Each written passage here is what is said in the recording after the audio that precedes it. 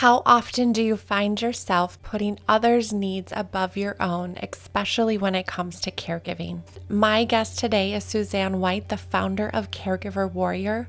Life took Susanne on a unique journey when she became the caregiver for her parents. This role in her life inspired her to chronicle her experiences and wisdom on caregiverwarrior.com, offering support to others on a similar path. Her dedication to this cause is beautifully written in her recent book, Self Care for Caregivers: A Practical Guide to Caring for You While You Care for Your Loved One. This guide is a testament to Suzanne's commitment to ensuring that caregivers don't lose sight of their own well being.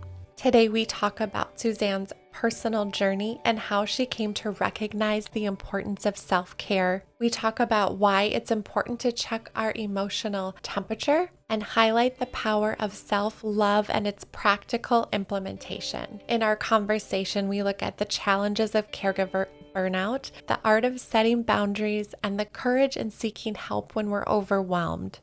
Whether you are in a caregiving role or know someone who is, or just want to better be prepared for the future, this episode offers valuable advice as we share the dual role that every caregiver plays, caring for our loved ones, but also guarding and protecting our own heart and spirit so we can better care for those that we love. This conversation is about the transformational power of self-care and the impact it can have on both caregivers and those that we lovingly support. Here is my interview with Susanne White. Hi, Susanne. I've got your book. I'm holding it up. My listeners can't see, but I'm just thrilled you're here. How are you? Oh, thank you so much. I'm wonderful. I'm a very happy camper. I'm talking to you and we're talking about caregiving and how to help caregivers, and that's my zone. I love Yes. to talk. I have to have these conversations, and Oh, me you do such too. great work. So let's talk. Let's to help those caregivers out there. Yeah, I know. Thank you so much. And your book is beautiful, by the way. It Mm, is so easy to read. And when I say that, I mean it's digestible, it wasn't overwhelming. And I think when we're in this place of caregiving, the less that's overwhelming, the better. And it's pretty and it's the right size. Like everything about it, I just really liked. So thank you for sending it to me. It was a privilege to read it. You dedicated oh, your book to your Mama Claire and Pop Pop. Who are they to you? yes, Who are they to you? yes. My mama Claire and my pop pop. So they're mom and dad. Mama Claire. And actually it was Mama Claire and Daddy Frank, but one of the kids who's now like an adult, called my daddy Pop Pop. So he became the infamous Pop Pop.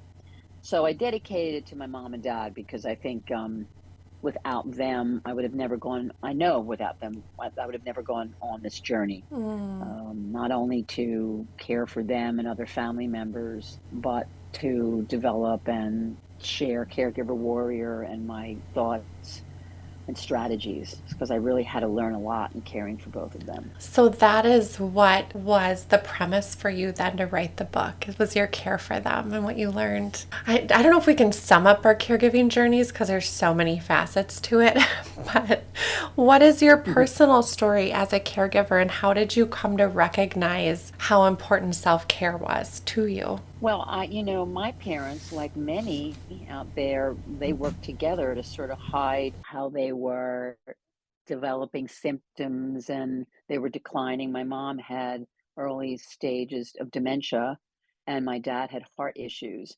So they were a team. He was a World War II bombardier pilot hero, and they just had this bond, the two of them, and they were kind of working very hard at hiding from us that they were needing help. And Mm. I used to I used to get angry about that. And now, in hindsight and doing more work with myself, it's just I realized that they had every right to do that. That was their choice.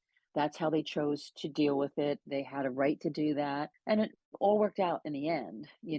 But my dad, we all flew to Florida for the holidays, and my dad had to be taken off an airplane. And that's the second time he had to be taken off the airplane. The first time was in World War II when he was wounded and he flew the plane home and landed safely. But then he had to be taken off this flight to Florida for the holidays because he was so exhausted, he was really sick. It ended up he had walking pneumonia and heart issues because he was caring for my mom because she was starting to show signs of dementia. So not, and like most of us, not that we don't know that we may be caring for our parents or other family members as they get older, not that we're not aware of that, because I think we all are, but it still comes as a shock when the knock comes on the door. And I basically, when my dad was recuperating, we noticed my mom was like forgetting things and she was confused and she was really nervous without him because he was sleeping a lot. I said to him, we're sitting on the couch one day and I said, Daddy, do you need help? And he said, yes, really fast. Yes, yes, could you help me? And I'm like, okay. And that was it. So I didn't know what I was getting into. I had no idea. But for me, they were my parents, and I had to really show up for them. So we began the journey from that day on. Little did I know what I was getting into. Isn't that so true? Yes. We don't know. We don't know what it's going to look like. Yeah. And that's what so many caregivers say to me, which is one of the Hmm. reasons I write. And it's like, they don't tell you about this. They don't Hmm. tell you about that. I've heard that so many times. They don't tell you this stuff. And I thought to myself, well, you know what? I'm going to try to tell us this stuff. Hmm. And I started journaling during my journey and started compiling all this information. And I thought, you know what? This is a blog. Let me start writing. Why not? I have nothing to lose. And Caregiver Warrior kind of took off. Well, I'm so glad that it did and that you're able to share what you've learned with all of us. We need those voices that we can look to in this space, that we can like grab onto those pillars of hope and encouragement, right? Where we can grab onto those things that give us that light at the end of the tunnel, that encouragement along the way. I'm going to read something from your book that stood out to me. You say, as a caregiver, you are asked to do your best to take care of your loved ones no matter what challenges may come your way. You are called to leave yourself at the door and prepare to put your loved ones' needs first, which you would happen to do so happily and selfishly do. But you probably also tend to abandon your own self care needs as you attentively focus on the well being of your loved one. It's time to start making yourself a priority. Yeah, we put everything kind of Yes. on the back burner and then we realize we can't do that anymore. We're drowning. We need that support. Exactly. And and this is the thing about caregivers, and I do believe we're hardwired to be caregivers. I think, there's always one in the family. Hmm. I think we're hardwired. So what happens, I believe, is with the best intentions, people who are caregivers are miracle workers. I mean, they're angels walking on earth. Whenever I'm in a room of caregivers, I feel like I'm in a sacred space because caregivers are amazing people. They really want to serve others and they want to do it perfectly. The problem is that then all thoughts of ourselves go out the window. With all Hmm. these wonderful good intentions, we just completely abandon ourselves, which ironically is our downfall because we can't really care for others. We can't go to an empty well with a bucket, right? Hmm. I mean, Hmm. we want to nurture and care for others, and it's such an honorable thing to do, but we do it at our own expense. And I think that's where I want to try to remind caregivers about balance and about self awareness. It's Hmm. really important to know you're not a bad person if you take care of yourself. Oh my gosh, we need that reminder. Why do you think caregivers do neglect their own self care? And what are those common challenges that prevent us from prioritizing ourselves in it? Well, I do think it's a heartfelt good intention. I think it's a very overwhelming. I mean, you have someone else's life in your hand. And that's usually what the situation is, one way or the other. So it's a tremendous commitment and it's a big responsibility. And a lot of times we codependently want to fix them Mm-hmm. when in fact it's our job. There's a beautiful saying that I just love to quote, which is, we're all just walking each other home. Our job is to support someone, to be there for someone, to live life with them, help them be safe and comfortable. We don't have to fix them. We don't have to change the world, and we can't change the world, and we kind of can't change them. Yeah. So with all these good intentions, of course, we're going to put ourselves in the back burner. By doing that, we hit caregiver burnout, which is inevitable. I believe Mhm. every caregiver in the world is going to hit burnout. So my basic concept is, do you want to hit the wall of that Mhm. caregiver burnout going 150 miles an hour, or do you want to hit it going 20 miles an hour? Yeah. And if you take care of yourself and you realize you're allowed to take care of yourself, you're going to hit that wall at 20 instead of 150 Mhm. miles an hour. Mhm. Yeah. How do we know if we've hit that burnout? Are there certain signs Well, that come I up? don't know. Ah. I was hit over the head. I don't know Mhm. what happened to you, but I mean, burnout is burnout. It's bad. I mean, I still have this extraordinarily vivid memory of waking up at 4 o'clock, 4:30 in the morning in my parents' house, just shaking, like Mm. physically shaking. I felt like I was going to die. I was so frightened. I was Mhm. terrorized. I was traumatized. I was so scared, and I thought the end of the world was going to happen. I thought that I couldn't take care of them, Mm. that that something really bad was going to happen on my watch. I Mhm. wasn't big enough, strong enough, smart enough, perfect enough to do the duty in front of me or care for them, and that it was all just going to be really bad. I mean, I was so scared and shaking, and I was exhausted. I had maybe slept a couple hours. Mm. I wasn't eating properly. I most certainly wasn't exercising. I was so anxious all of the time. My poor nervous system was just like on high alert constantly. Mhm. So I didn't have anything at my disposal to soothe myself or make myself feel better. Yeah. And that to me, that was my first burnout at 150 miles an hour. So much all at the same time. Yeah. In your book, you mention the concept of taking your emotional temperature daily. Mm. How does this practice benefit us at caregivers? Helps us manage our emotions that all that caregiving can trigger within us. Well, I kind of love that. It's like take your emotional temperature because you would take their Mm-hmm. temperature, right? Yep. I mean, we're taking Yeah. their vitals Right. and checking on them, right? So how about looking at ourselves? So taking our emotional temperature is basically has a lot to do with self-awareness, right? You have to be aware of what's going on with you. And it's difficult, it's extremely difficult, but it's almost like a ritualistic thing. Like you almost have to set the timer on your Mm-hmm. phone or wherever and say, how am I feeling right now? What am I feeling right now? You could even just say, is my stomach in my throat? Are my shoulders up against my ears? And that's amazing how often I Mm-hmm. walk around like this. Oh my gosh. So just to sort of notice and take your emotional temperature and say, how am I doing? I've asked Mm-hmm. them 14 times already how they're doing. How am I doing? And just to kind of take that temperature and say, let me be self aware.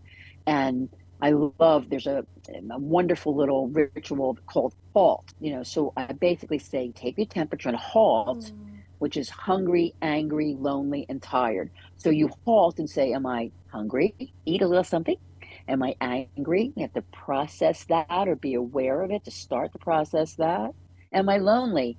Pick the phone up and talk to someone, share what you're going through. And am I tired? Go take 5. I know it's hard to take naps. I know it's hard to sleep, but you're allowed to go for 5 minutes. I mean, if you physically can do that and your loved one can be left alone for 5 minutes. And if they can't be, get somebody to come over Mm-hmm. while you rest a little bit.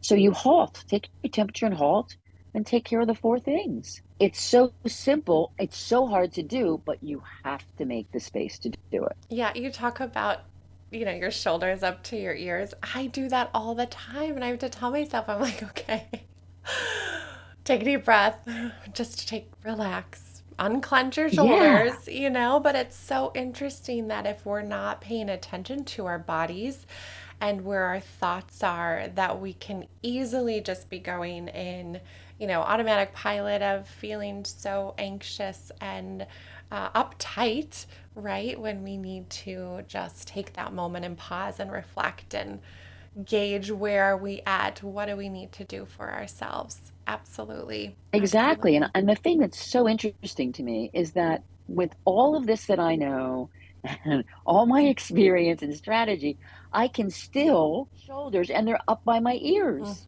I Mm-hmm. mean, it's like it's Mm-hmm. progress, not perfection. It's Right. a constant challenge, even to this day. I mean, Mm-hmm. there's no quick fixes on Mm-hmm. any of this. Mm-hmm. Nothing fixes anything permanently or automatically. This is an ongoing, habitual journey we have to go on to with ourselves, Yeah. and we have to watch ourselves all the time. It's, Mm-hmm. we can never, we have to be really diligent, and we have to get in there and dig deep and continue to do it. If it takes 15 times a day, you have to do that and remind yourself. Well, you say the ongoing, and I think you use the term in the book, the caregiving marathon. It's definitely not a sprint.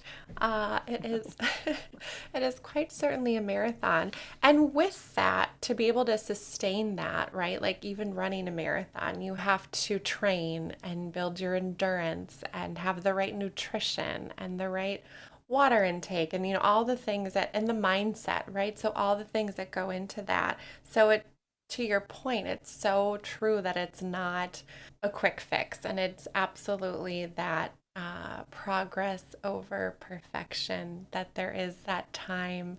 And maybe that's part of it is having our mindset shift a little bit to know that, okay, we're going to might be in this for a little bit, but what can we do to sustain our physical and mental health while we are in this marathon of caregiving? Exactly, and I love that whole reframe idea, Mm, the reframing it to get back to what I'm saying. I think caregivers are sacred individuals. I mean, I think mhm, the universe blesses us. The mhm, universe does not want us to suffer. That's my personal belief system, but I see that in caregivers. In other words, we mhm. have to really, really drive home, and again, constantly and consistently, that we deserve to feel as good as we can on this marathon, that we're doing sacred work. We're serving others. We need to serve ourselves. And they don't want us not to serve ourselves. I have this great story where I always wanted to ride horses. So then the universe helped me in that there was a barn right near my parents' house. And I took out an hour and a half on Sunday mornings, maybe 2 hours tops. And Mhm. I found a barn, and I found this barn, and I went and I rode horses around with a group of women, all of whom turned out to be caregiving someone. Wow.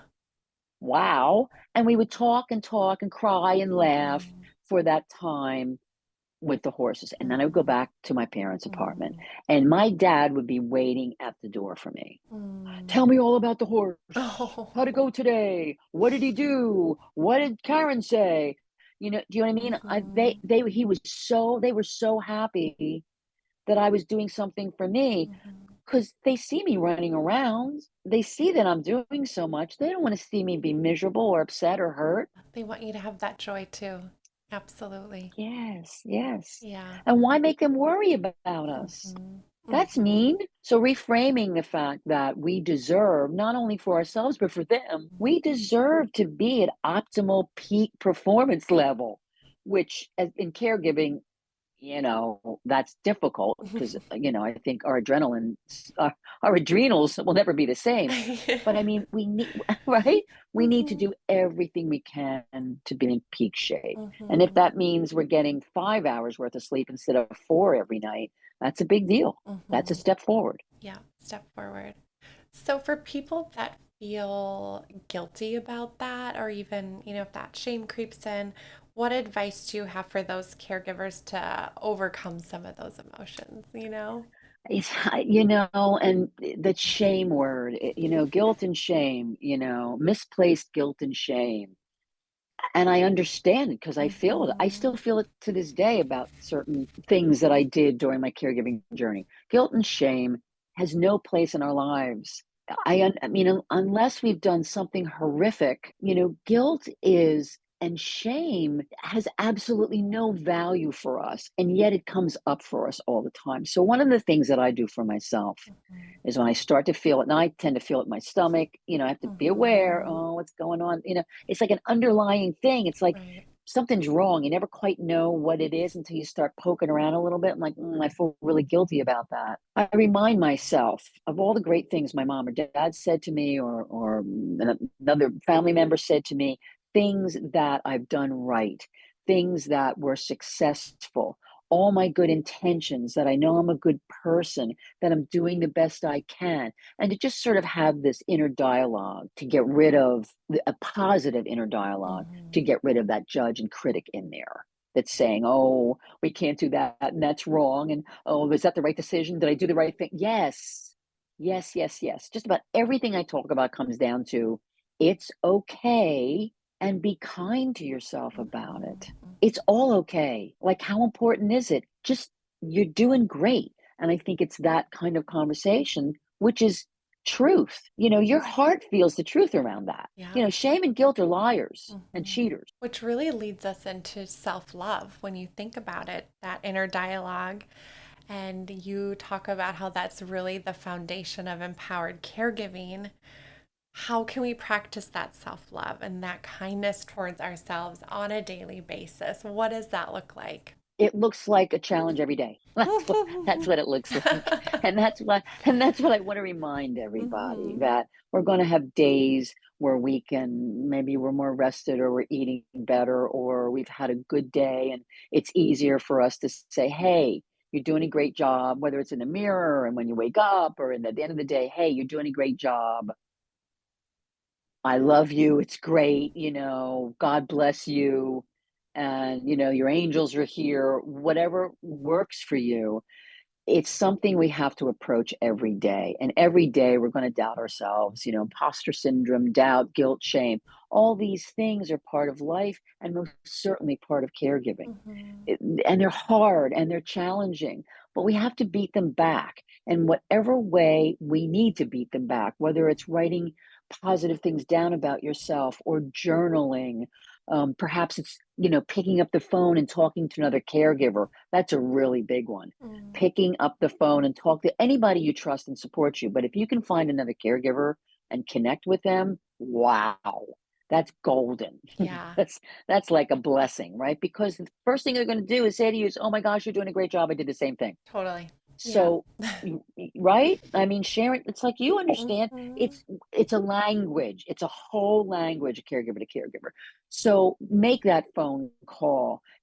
Do something, breathe, ask your inner self for guidance, whatever you believe in. Um, do spiritual practice, meditate, even sit and have your favorite ice cream.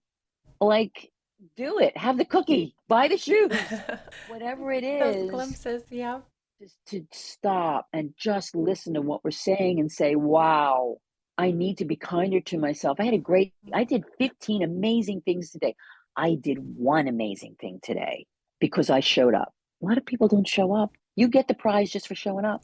In your book, you offer 100, more than 100 activities and suggestions about how we can rejuvenate, recharge. What are some examples of those activities that we can do, right? When we need those practical ways of, okay, what are some of those ways we can do that?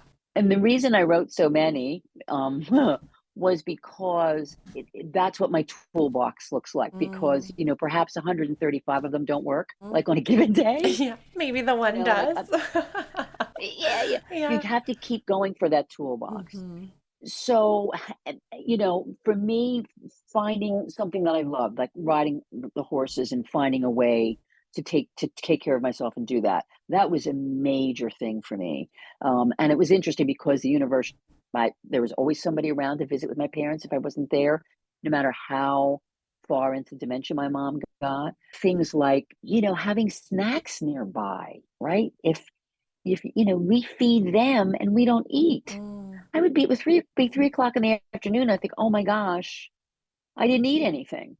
So having snacks, or my favorite foods, hopefully healthy foods in the house that are available to me, so I don't have to think about it. Like your favorite power bar. The other thing is just being kind about it. Instead of beating yourself up or second guessing yourself, give yourself a break. Like, just say to yourself, I need a break. I want to give myself a break. I'm doing the best I can. Mm. Making sure you have a tribe, or a group of people that you can lean on. That was really important for me. Mm-hmm. I made sure, it took me a while, but by the end of my journey, I had a group of people that I can't even begin to tell you how much they helped me. Asking for help. That was a really big one for me. I'm going to be writing a blog very shortly that's like, I refused to ask for help until the day felt like I was going to die. you know, it was horrible for me to ask for help because that's not my personality. I had to slowly but surely learn Mm-hmm. to ask for help. That's probably one of the biggest ones. Oh my gosh, it's huge because a lot of us are really uncomfortable doing that. Yeah, but we need it. We can't do it by ourselves. No, Mm-hmm. caregiving takes a village. Mm-hmm. That's the law. So if we have one takeaway, it's caregiving takes a village. We are built to do things in community, simple things. We're built to do things in community, whatever your community is. Why would you think you could do caregiving alone? We can't do anything alone. Right. We're built. We come here built to be part of a community. So asking for help or getting support is our job.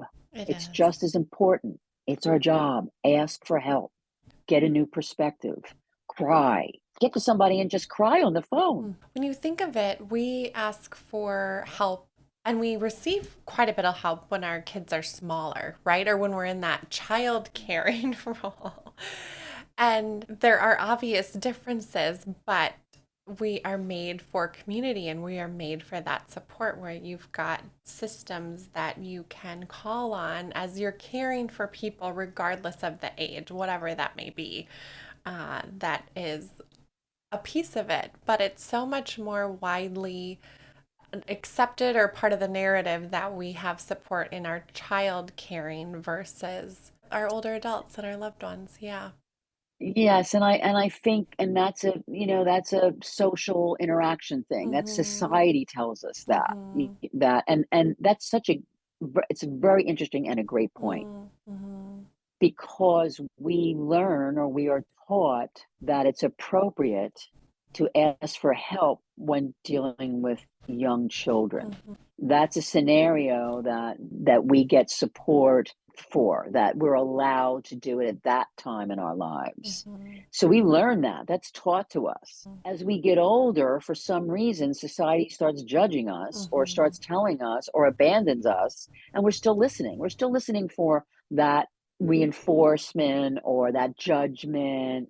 And it's a shame because as the kids get older, as we get older, as those we care for get older, we need more help. Things are more challenging. We get help at those times when we Yeah. need it the most. And I really do think we come to caregiving with this preconceived notion of three things. I'm going to do it perfectly, I'm going to do it alone, and I'm going to do it immediately. Who made those rules? Who did that to I us? know. It's so not Nobody. fair. Yes. Oh. Got to get rid of those rules because it's not true. Mm-hmm. We showing up is great. You're doing the best Mm-hmm. you can. You most certainly can't do it alone. We're built in community, Mm-hmm. and there's no immediacy other than crisis reaction Mm-hmm. in caregiving. Yeah.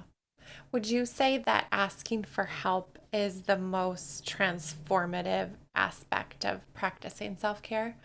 Or are there other pieces of that that you would pull in that can like positively impact the quality of care we provide? I think it's a very compound. A very. I Mm-hmm. think our emotions get compound, so I think big.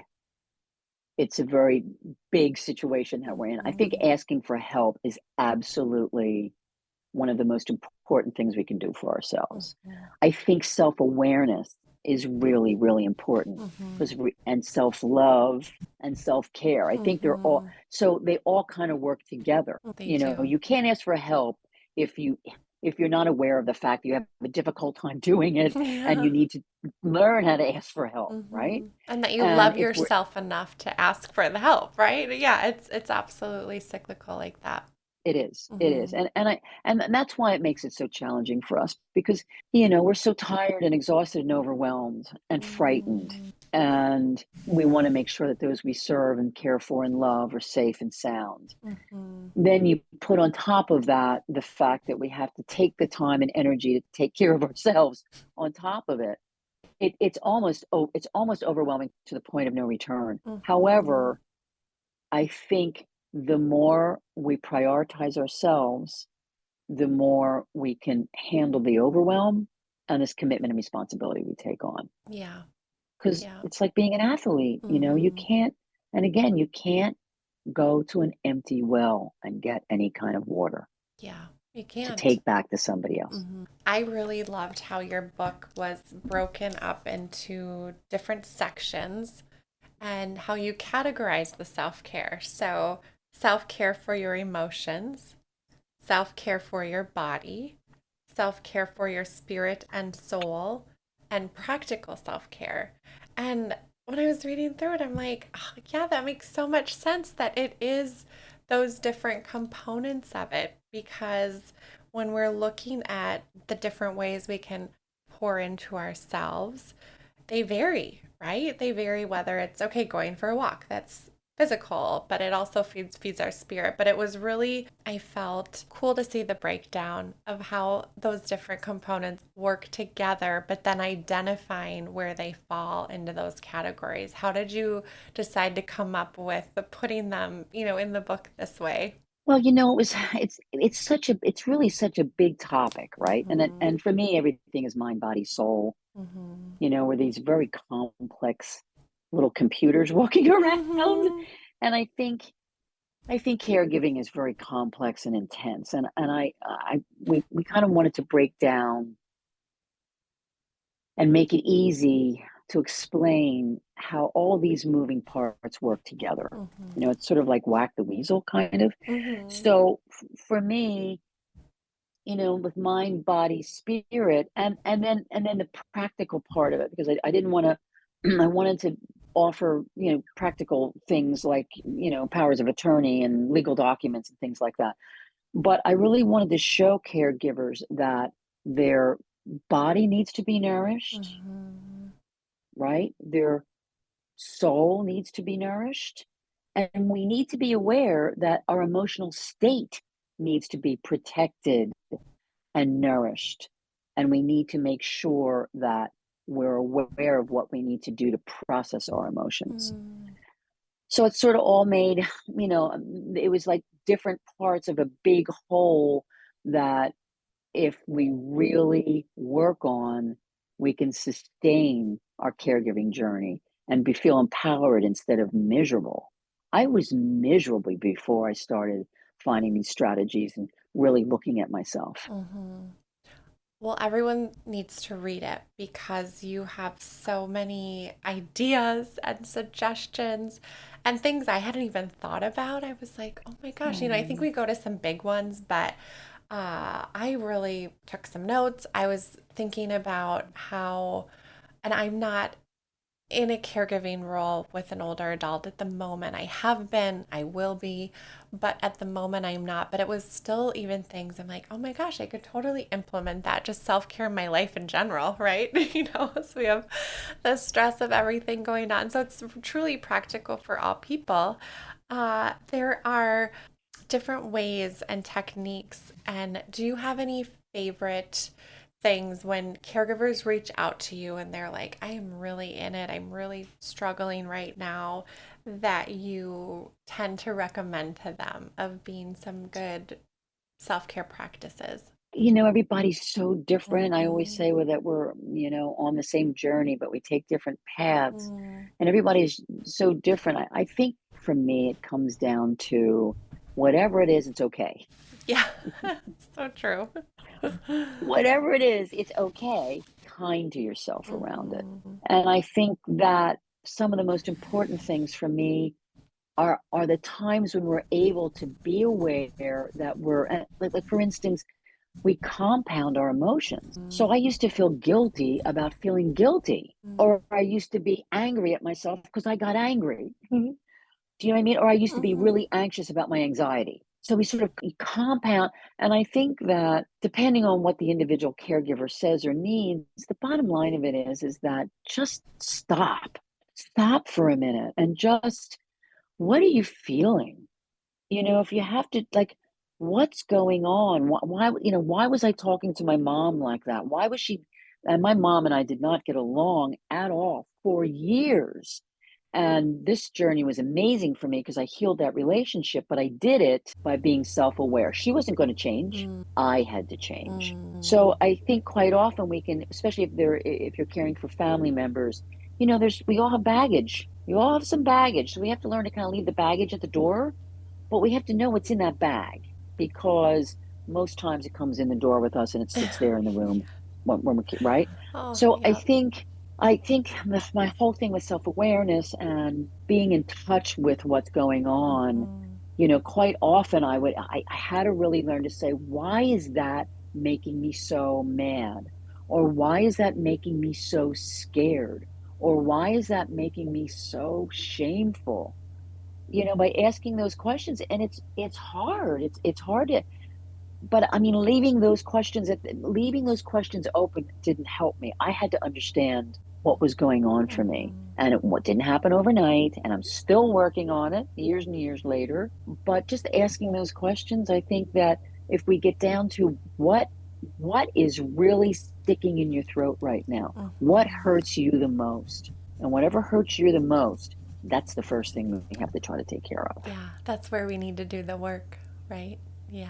I like the reflection, and it's ongoing and it's constantly evolving, and family dynamics play a huge role in that because we all have them, right? There's different relationship dynamics and all of that. How have you found, and I know you talk about this a little bit too, is how have you found setting boundaries is essential to preserving some of that energy? There's also probably a lot of self awareness and reflecting in that aspect, also. Yes, in that I had to become aware, and I'm aware and have been aware for quite some time. So it wasn't a total surprise to me, but I want to say yes to everybody and yes to everything. And I want to say it and I want to do it perfectly. Mm, As the minute I say no, and no is a complete sentence.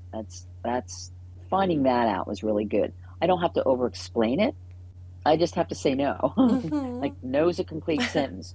That's a So that was practice. hard. Mm-hmm. Yeah, that was hard, but I don't, you're a caregiver, you're tired, you don't have to explain anything to anybody. Mm, But I had to learn that saying yes all the time wasn't helping me and it wasn't helping the people I was around or serving or caring for. right, right, I right. had to learn that that's too much for me today, or I can't help you with that. I'm doing this instead.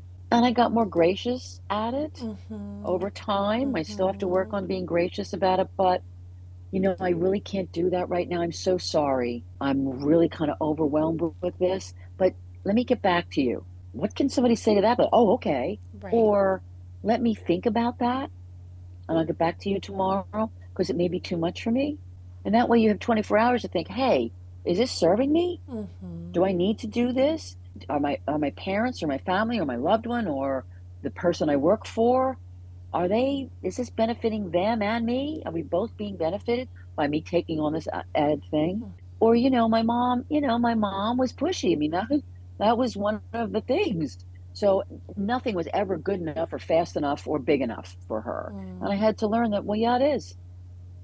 And I didn't have to be mean spirited about it. We never have to be cruel or mean spirited about it, in my personal opinion. Right. We just have to be authentic about it. I like And that.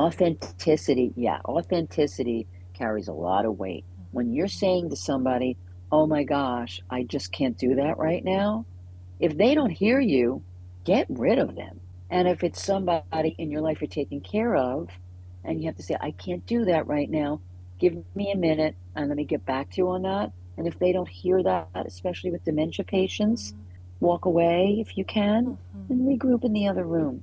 Come back. We just need to hear it. I think we know some of those things we want to do inside of us, but it helps to hear the encouragement to continue to set the boundary and to say the thing and be authentic and be ourselves. Absolutely. Yeah. as caregivers read your book and they start their self care journey, what final message or encouragement would you like them to remember throughout this process? First of all, it's okay. And be kind to yourself about it. That's the first one. And then the second one is you can't do it alone. You can't do it perfectly, and you can't do it all at once. It's really important. This is a journey. That's why I keep using the journey. It's why we call it a journey. This is a journey. It's one step of many, many, many, many. And you're doing great. That's the final thing is you're a star. You're an angel walking on earth. You're caring and serving for someone else. It's an honorable, amazing, godlike performance. That is the best message. And we all need to hear that. So thank you. You bet. It's been great to hear your thoughts and your perspective. And it's so hard. We can't cover an entire book within the hour that we have. So everyone's going to need to go pick it up. And it's a book that you can set on your coffee table or nightstand and open a page and have a good reminder of what we can do, or read it through, in one sitting. But it's that style where you can be encouraged every day in small ways to implement that self care and take care of yourself. So, thank you for writing it. Thank you for sharing with us. And I know you came upon this because of your own story, which most of us can relate to because we are all here caring in this way because we have that personal story that really connects it to us. Oh, thank you so much, Nicole. I really appreciate it. Yeah, I wanted to do something that you could pick up and just read one page, Mm-hmm. because we don't have a lot of time. Mm-hmm. It's true. So it was really important for me, and hopefully it'll help, and hopefully people will know they're not crazy and they're not alone, and it's going to be okay. It's going to be okay. Yeah, you're not alone. Where can we buy the book? Where can we learn more about you? Oh, thank you so much for asking. Well, my website and blog is caregiverwarrior.com. So a whole bunch of wonderful things there and some of my stories, my backstory, and the Self Care for Caregivers, which is a practical guide to caring for you while you care for your loved one, is at all your favorite stores. You can get it at Amazon and Barnes and Noble, and I'm just really blessed in that Oh, it's everywhere. so So incredible. Yes, because you have a big publisher. And I I just, do. yes. Okay, so side note, can we hear how that came together? Are you willing to share about that? Absolutely, Okay. absolutely, because it's why I believe that we're all doing what we're meant to do, and Mm-hmm. even sometimes, because with social media and things like that, you're trying to get the word out, and you just feel like nobody's listening, and but you Mm-hmm. just keep going. So I was on Instagram, which is a great format for me because it's bigger, it's smaller than a blog, but like bigger than a tweet. Mm-hmm. And someone from Adams Media, which is Simon Schuster, saw me and loved my writing style and came to me and said, "Would you write a book? Would you like to write a book?" And I went, "I would like to write a book." Incredible. You Yeah. were. I always like to say, what is meant for me will not miss me. And that did not miss you. Oh, I That did not love miss that. What's you. meant for me will not miss me. Oh, that's Mm-hmm. beautiful. I love Mm-hmm. that. Mm-hmm. Yes. Mm-hmm. Yes, and I am grateful and awed and so blessed because people try to find agents or book publishers, Mm-hmm. and they Mm-hmm. came to me. And I am thrilled to be working with them, and they did a beautiful job on the book, and I'm just so happy. It is. It's a beautiful job. Congratulations. And we'll have Thank to you. go, yes, send everyone to go read it. So, yeah, thank you. Thank you so much. This has been a joy and fun for us to finally meet Mhm. face to face I in know, it's person. just been Yeah. wonderful, and again, thank you because I see how much hard work you do, and I know you're busy, and I really do believe it makes a difference. I really do believe that caregivers are silent. They suffer in silence, and I Mm-hmm. think when we put this material out there, I think we're saving one caregiver at a time. I really Mm-hmm. believe that. I just Yeah. had the other day, I was sort of like, oh, why am I have to do another Instagram after, Mm-hmm. somebody tweeted me. They tagged me in a tweet, and they were really exhausted and tired, and Mm-hmm. at the end of the rope. And I just tweeted back and said, "Oh my gosh, I see you. You're amazing. Your story's amazing. And I think you're amazing." And she tweeted back and said, "Oh my gosh, I so needed that." And I thought to myself, Mhm. there it is, There it is. like Yeah. there, he said, "You really helped me today." And I thought, I did, Mhm. it's so, Mhm. I think that the work that we do is really Mhm. important. And even Mhm. though we every song we sing makes a difference, I mean, Yeah. everything we do makes a difference. And even though we don't know what that difference is, I think Right. it's important. And I thank you for your work, and Thank you. we're helping people. I really believe that. Yeah, it's the community for sure, and it's an honor to be a part of it, and we'll just keep doing our work, right? Yes. Yes. Oh, thank you so much. All right. And will you take care? Anytime you need me, I'm here. Sounds good. I love it. Thank you. Thank you for listening today. If you enjoyed our episode, please subscribe and give us 5 stars. In all honesty, we'd love to hear from you. Thank you so much for listening to our episode.